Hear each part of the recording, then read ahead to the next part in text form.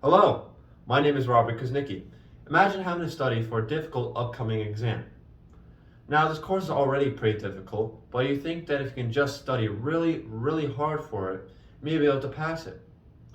You make the time to do it, but you get distracted or something comes up, and you end up putting off studying for a bit. Or perhaps you just don't feel like studying it and put it off that way. What if you do end up studying but fall asleep during it? What if you do study but don't study enough or forget some of the material that you studied during the actual test?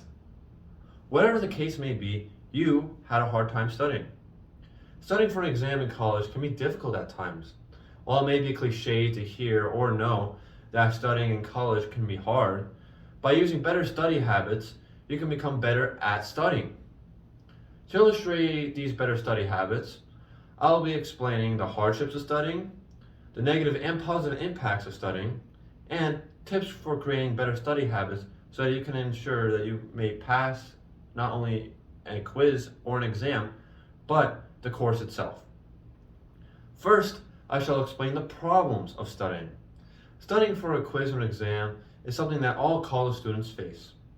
According to a statistic by Hansen of the Education Data Initiative, there are over 20 million students enrolled in either undergraduate or graduate education in the United States of America.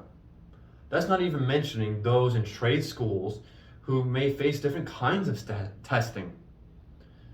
This shows how many people experience the normality of having to study for an exam or quiz.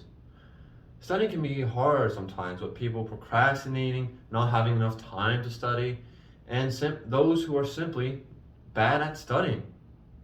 Moreover, sometimes a class can be just difficult, especially with a hard professor or even terrible professor.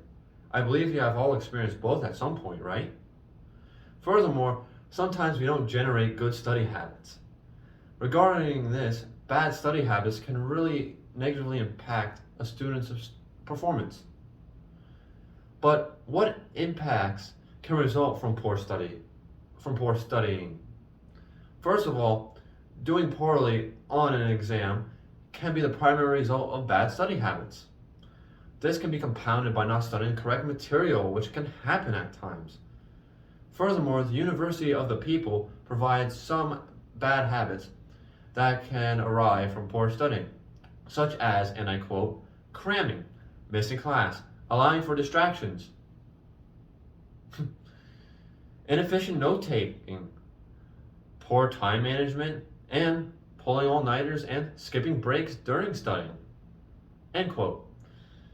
They even say that eating unhealthy during studying can negatively impact on the brain. That's why you have certain foods known as brain food that can help cognitive thinking and boost memory. With negative impacts of studying out of the way, what are some of the good impacts? Primarily, the goal of proper studying is to become familiar and reasonably proficient in not only the material of the exam, but the course itself. This would ultimately ensure a good grade on a quiz or exam.